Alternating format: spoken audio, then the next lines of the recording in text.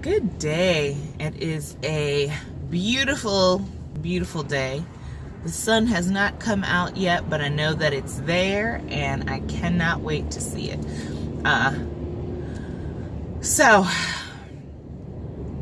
I was thinking today about God, the universe, source, whatever we call it, whatever you want to call it, right? I was thinking about how in religion, a lot of times we talk about how we serve God, and for me, I see it very differently than how the church portrays it. Because, first of all, God, the universe, source, it is the source of all things. It is the source of all things. It is the creator of all things. What can you do what can you offer to that presence? How can you serve that presence? Is it by saying, oh, you're almighty, you're all powerful, singing songs, although those are great things to do. I'm not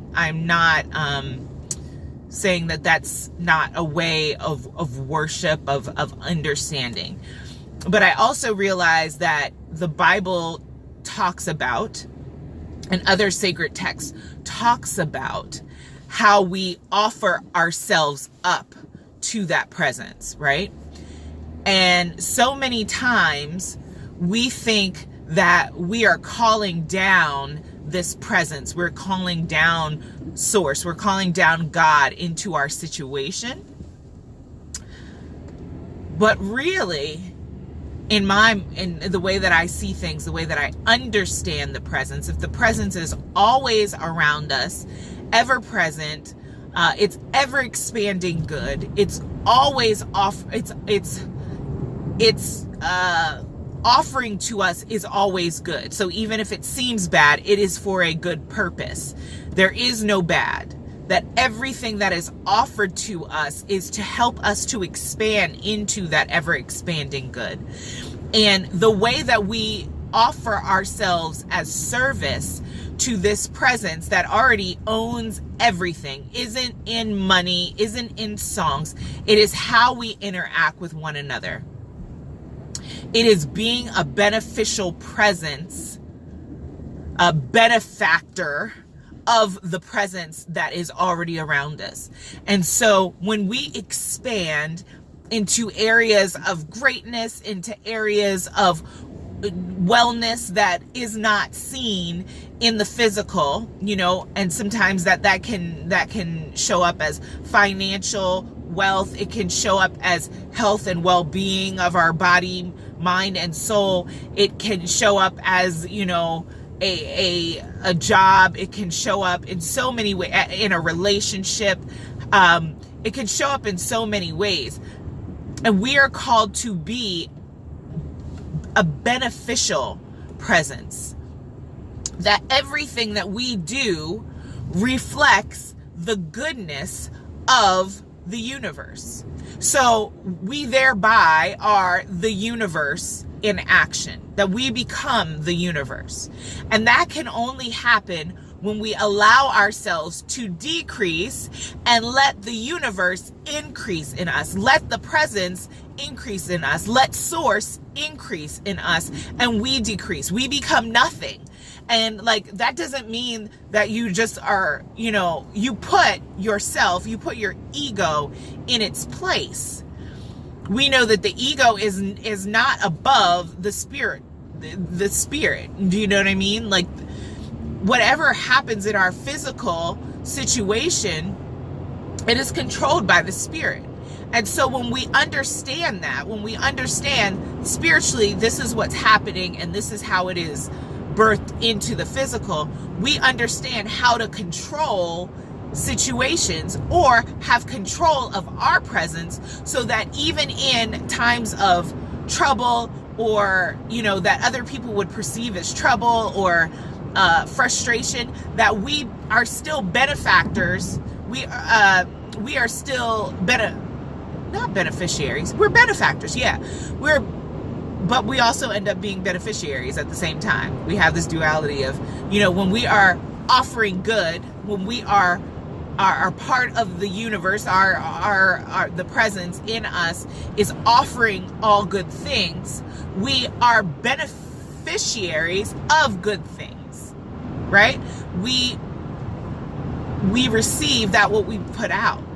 And so conversely, when we are in a negative space or place, in a mindset, when we're in our ego, we attract situations that speak to our ego. So and the reason why it speaks to our ego is because we need to see that it's there in order to put it in its place.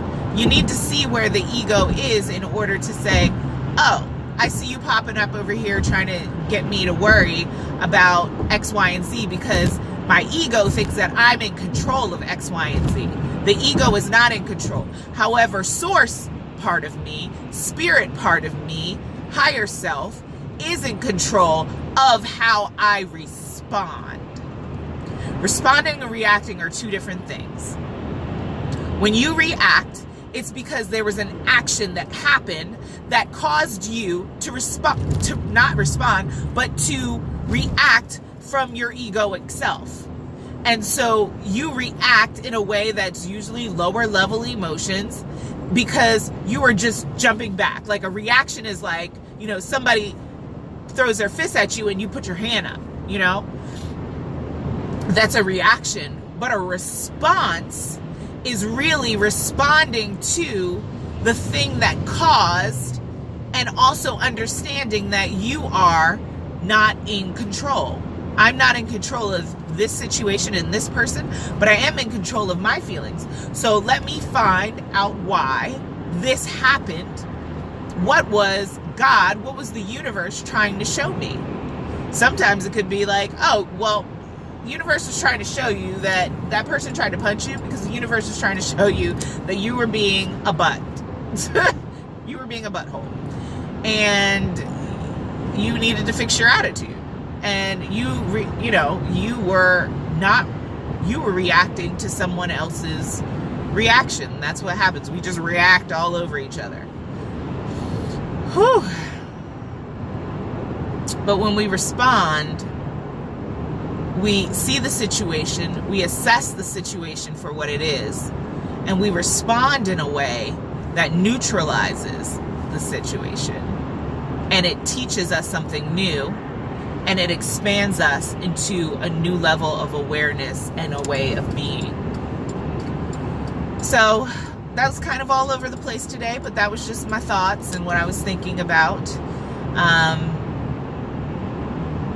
So yeah, have a wonderful day.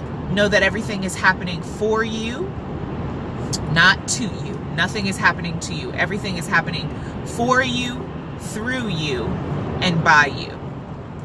And when we realize that, we understand when we come across areas of contrast, places where we don't know what to do, we trust that something greater is happening. We trust that our inner being and our higher self has this, and that we roll with it. We roll with it and we learn the lesson, and then we level up. Have a good day.